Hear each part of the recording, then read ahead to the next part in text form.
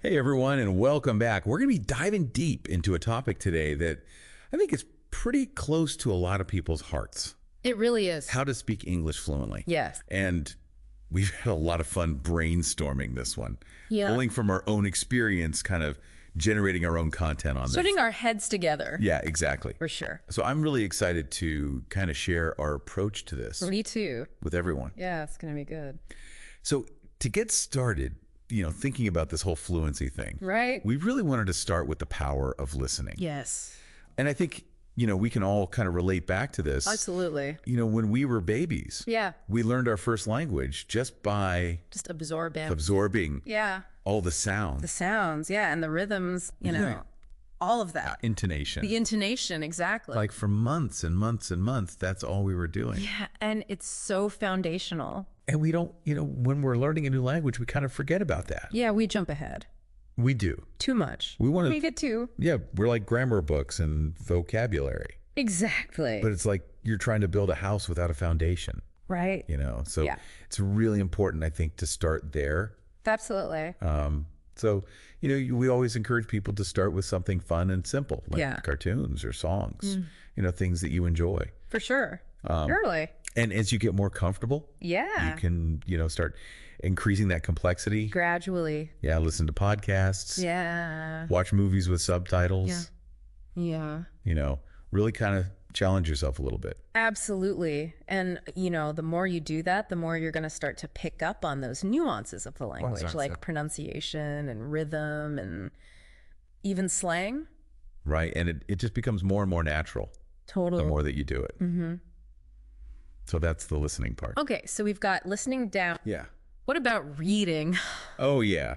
Reading. Because that's another biggie. Yeah. And I know some people are probably like, oh, I don't want to read. don't want to read. Yeah. But it really doesn't have to be a chore. It shouldn't be a chore. No, it should be enjoyable. It should be fun. Yeah. Yeah. Find stuff that you like. Exactly. Find what you're interested in. Don't force yourself to read something that's boring Right. just because you think it's good for you. Like a textbook or something. Yeah, start with like children's books or comics or like Blogs. blogs about your hobbies, Yeah. whatever you're into. And, it doesn't have to be about understanding every single word. No, It's just about getting the general gist. right. The overall meaning. Yeah. And looking up words, as you go. Absolutely. And here's a tip. Okay.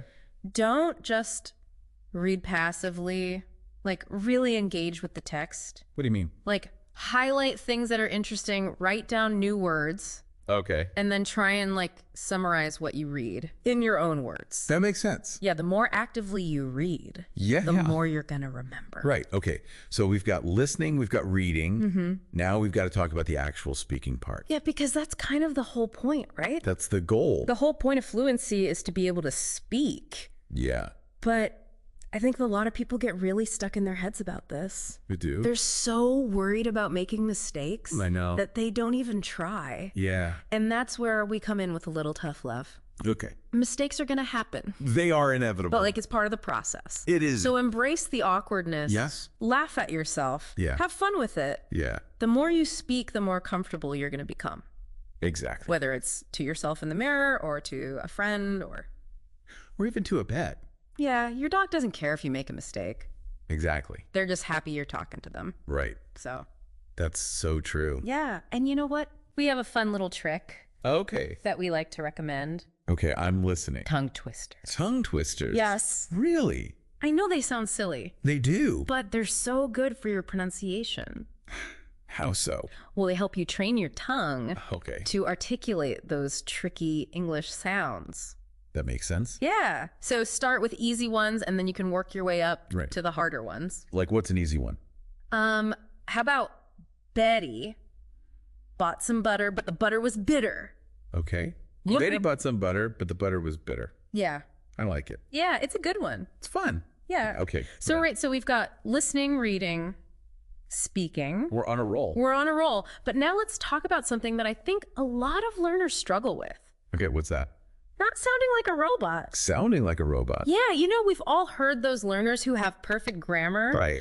but they sound really stiff and unnatural, like they're reading from a textbook. It's like very monotone. Yeah, exactly. Like there's no... no emotion. Yeah. No personality. Yeah. And that's what we want to help you avoid. Okay, so how do we do that? Well, it starts with loosening up, Okay. letting the language flow naturally. Right. So instead of saying, I'm going to the store, Right. say, I'm going to the store. Yeah. Use contraction. Use those contractions. Right. Make those sounds flow together. Okay. And pay attention to the rhythm. Of English. Yeah. Okay. It's not about speaking quickly. Right. It's about understanding the pauses and the stresses. Like the music of the language. Exactly. The music of English. I like that. Yeah. So listen to how native speakers talk. Right. Pay attention to their intonation, their emphasis, and just try to imitate that. Like absorb it. Absorb it, yeah. Yeah. The more you immerse yourself in those nuances, Right. the more natural your own speech will become. Okay. So that's a good tip. So now remember how we were talking about asking questions? This is where it gets really interesting. Okay, I'm all ears. Because, it's one thing to understand questions when you hear them. Right. But it's a whole other ballgame to actually be able to formulate those questions yourself. And in a natural way. Yes, in a way that sounds natural and like you're actually having a conversation. Right. So instead of asking, Okay. do you like pizza? Yeah. Try asking, what's your favorite kind of pizza? Oh, Or what's the best pizza place in town? that's so much better. It is, right? Yeah. It's more engaging and it shows that you're actually interested in having a conversation. Exactly. Yeah, and don't be afraid to use those friendly openers. Like what? Like, hey, can I ask you something? Or I'm curious about. Right. These little phrases can go a long way. In making you sound more natural. Exactly. Yeah. And remember, Yeah. the key to sounding like a fluent speaker Right. is to ask follow-up questions. Yes. Because that shows that you're listening Right. and that you're engaged. That you care. Yeah, exactly. Okay, so we've talked about asking questions. we've talked about a lot. We have. We've talked about listening, reading, speaking. The good stuff. Yeah. Now we got to talk about Yeah. understanding native speakers, Ooh. which can be very challenging, It can be. especially when they're speaking at their natural pace. Right. And they're using all that slang The slang and the idioms. and maybe even like a regional accent oh, yeah. that you're not familiar with. It could be like a whole other language. It can sometimes. Yeah. But don't worry. Okay. We've got some tips for you. Okay, good. So, first of all, don't try to catch every single word. Right. Just focus on the key words. The main ideas. Yeah, the main ideas. Okay. You'd be surprised how much you can understand Yeah. just by picking up on those keywords and phrases. Okay, that makes sense. And here's another trick that's helped me a lot. Okay, what is it? Practice listening at different speeds. Different speeds. Yeah, so you can start with slower audio or video Yeah. and then gradually increase the speed As you get better. as you get more comfortable. And there are a lot of resources online that let you adjust the playback speed. Oh, cool. So you can really tailor it to your level. That's awesome. Yeah, and you can even find transcripts for some videos and podcasts. Oh, wow. So you can follow along and really dissect the language. Wow, that's great. Yeah. All right, so now let's talk about slang, Slang. which is a tricky one because Right. it's constantly evolving. It changes all the time. Yeah, and it can vary a lot depending on the region, Right. the age group, and even the social context. The context, yeah. But don't let that intimidate you. Right. The best way to learn slang is through immersion. Immersion. Yes. Yeah. So watch movies, listen to music. Follow people on social media. Yeah, follow social media accounts where native speakers are using slang naturally. Okay. And pay attention to the context in which those words and phrases are used. Please.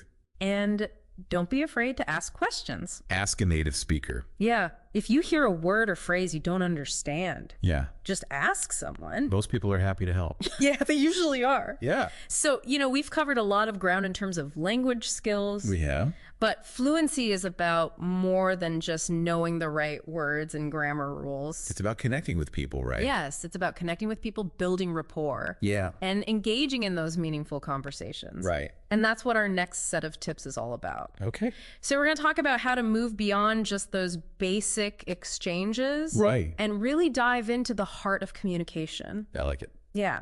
So we're going to share some strategies for going beyond simple language skills Okay. and really connecting with people on a human level. Awesome. I can't wait to hear more. Yeah, we'll be right back Okay. after a quick. You know what? Let's just keep going. Okay. I like it. I like where your head's at. I'm feeling it. Okay. So how do we move beyond just like exchanging basic information and really start building those deeper connections? That's the question. That is the question. I think it starts with small talk. Small talk. I know it gets a bad rap. I know it can feel superficial, It can. but it's an important social ritual. Okay. It's a way to break the ice and establish a connection with someone. Like a warm-up. Yeah, like a warm-up. Okay, I can see that. Yeah. And here's a tip. When you're engaging in small talk, try to find common ground. Common ground. Yeah, like ask about their hobbies, their interests, their weekend plans. Oh, okay. Just look for those little points of connection that can spark a more engaging conversation. That makes sense. And you know what? Yeah. People love to talk about themselves. They do. So be a good listener. Ask follow-up questions. Yes, ask those follow-up questions. Show that you're interested. Exactly. Show genuine interest. Yeah. And let the other person lead the conversation. Don't interrupt. Yep. Okay, got it. And don't be afraid to share a little bit about yourself, too. Right. It's all about finding that balance. Okay. But here's the thing. Small talk is just the beginning.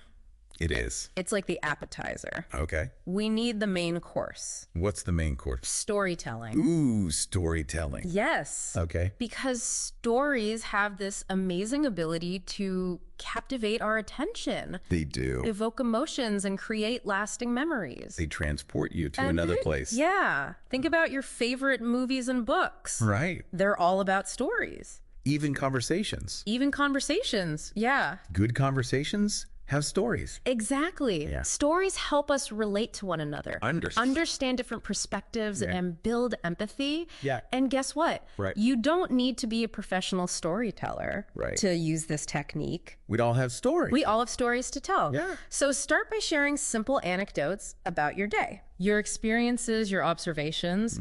Practice telling those stories in English. Okay. And pay attention to your pacing, your intonation, your use of descriptive language. Paint a picture with your words. Exactly. Okay. The more you practice, the more confident in engaging your storytelling will become. That makes sense.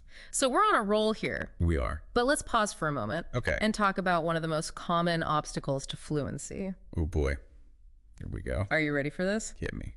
It's that dreaded mental translation. Mental translation. Yeah. You know that feeling when you're trying to speak English? Yeah. But your brain is stuck in translation mode? Yes. Constantly searching for the right words? It's like a delay. Yes. It slows you down. It interrupts your flow. Yeah, it's so frustrating. It's so frustrating. Yeah.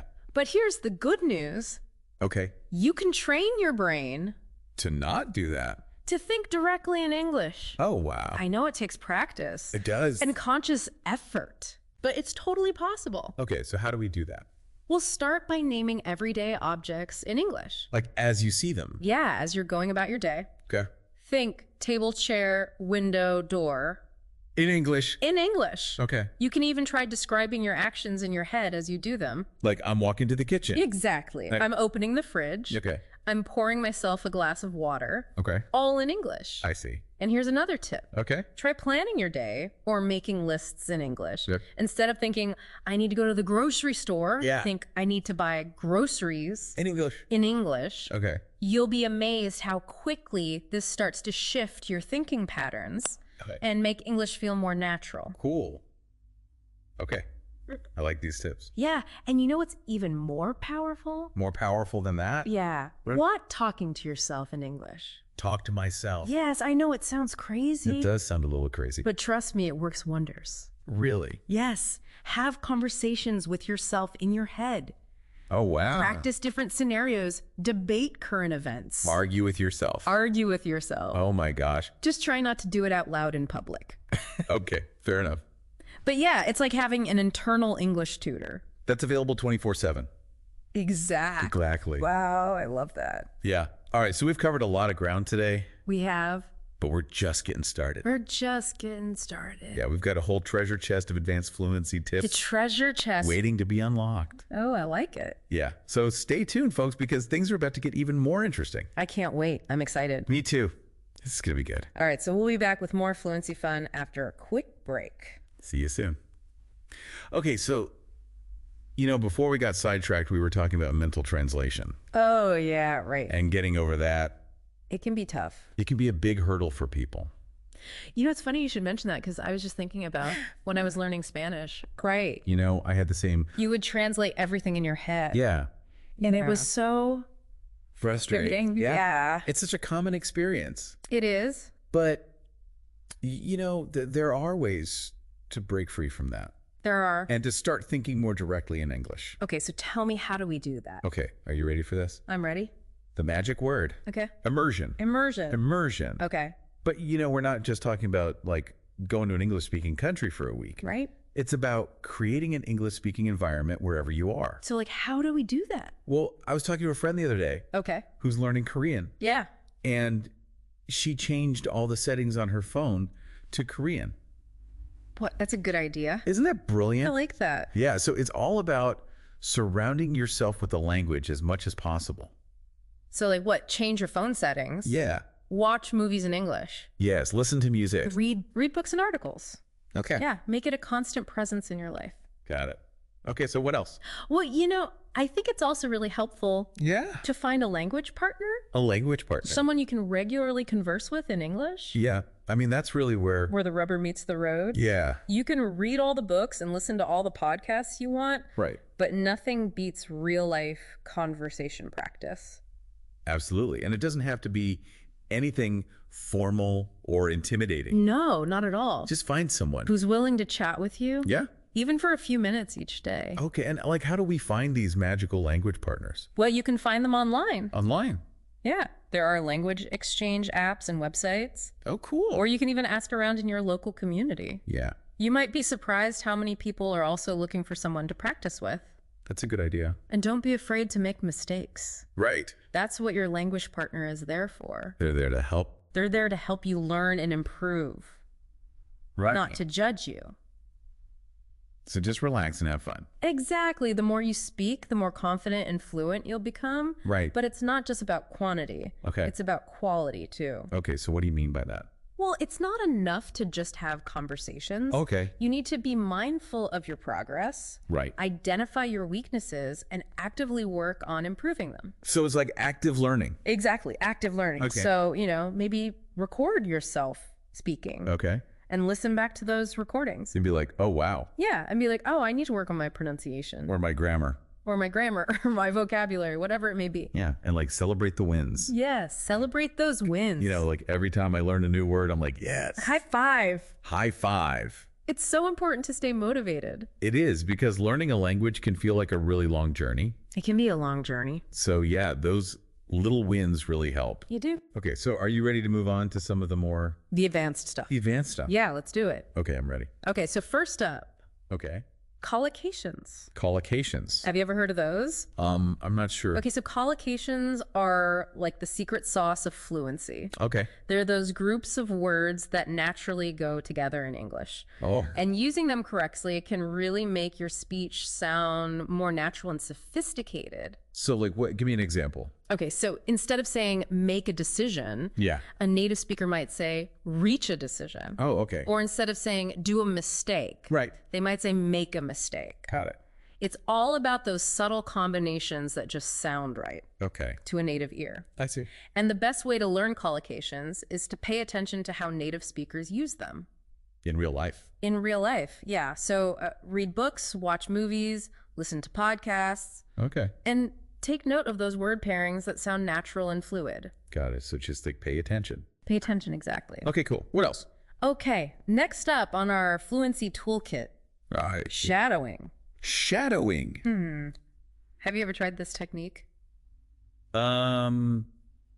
I think so. I'm not really sure what it is though. Okay, so shadowing is basically like becoming a vocal chameleon. A vocal chameleon. Yeah, you're mimicking the speech patterns of native speakers. Oh, okay. So you find a short audio or video clip Okay. with clear, natural speech, Right. and you listen to it sentence by sentence. Okay. And then you repeat each sentence After the speaker. immediately after the speaker. So it's like you're their shadow. Exactly, you're their shadow. Okay, I like it. Yeah, and if you record yourself doing this, Right.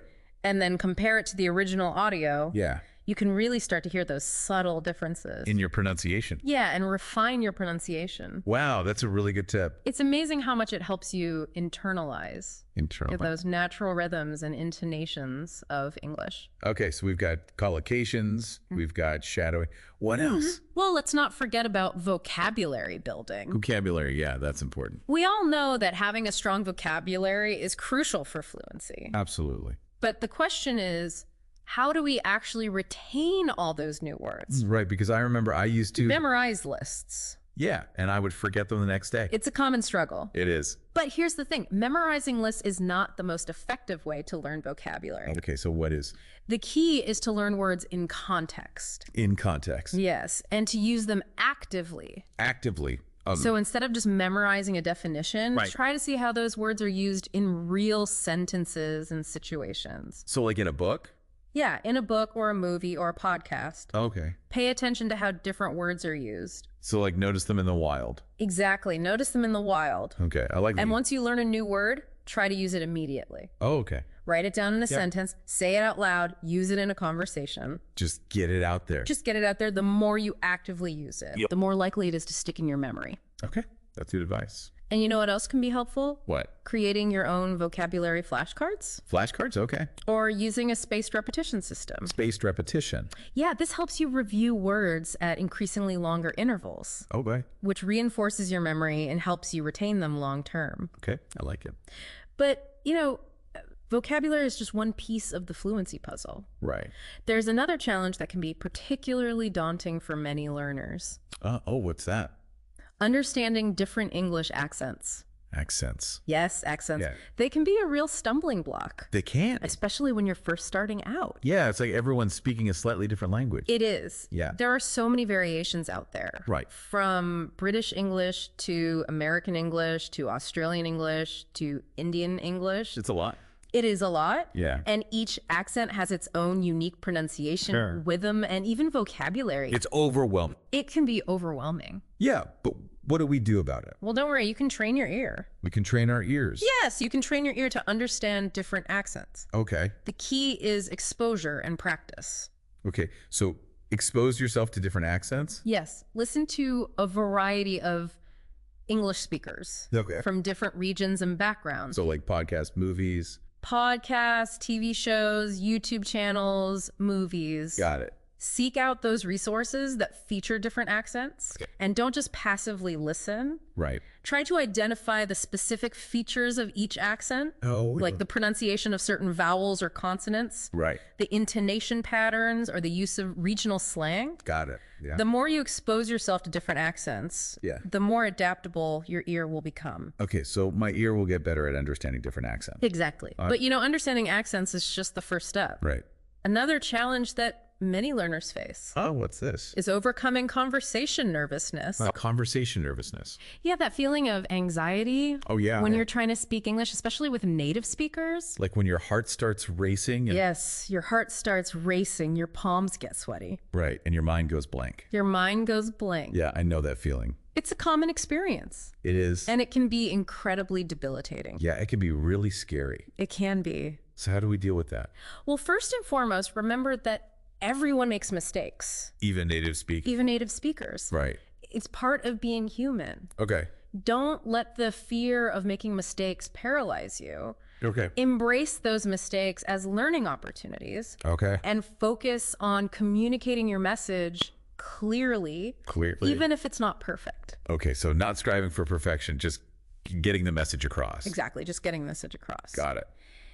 And here's a little trick that can help calm those nerves. Okay. Prepare a few common phrases or questions beforehand, Oh, okay. So like introducing yourself. okay, asking how someone is doing Right. or expressing interest in what they're saying. Just like some basic things. Yeah, it's just some basic things to get you started. Okay. Having those phrases ready to go can give you a sense of control. Right. And help you feel more comfortable starting a conversation. Okay, so it's like having a little script. Yeah, like a little script in your back pocket. I like that.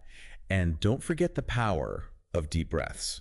Deep breaths. Yes, when you feel that anxiety creeping in, Right. take a few slow, deep breaths Okay. to calm your nerves and center yourself. So just breathe. Just breathe. Okay, got it. It sounds simple, but it can make a world of difference. Okay, I'll try that. And remember, practice makes perfect. Practice, practice, practice. Practice, practice, practice. The more you speak, the more confident and fluent you'll become.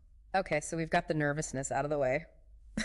Hopefully. Hopefully. But you know, even with practice, some learners still struggle with thinking quickly in English. Yeah. They find themselves translating in their head. Right.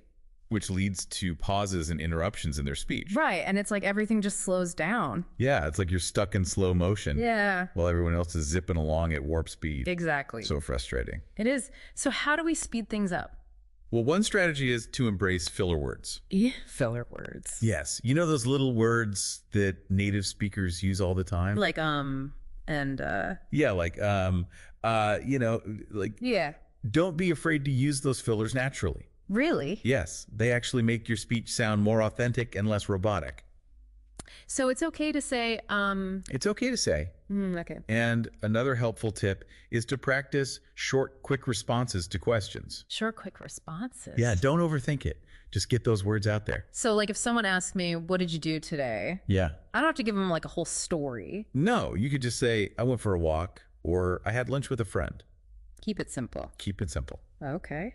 And as you become more comfortable, you can gradually add more details. Got it. Start small. Start small.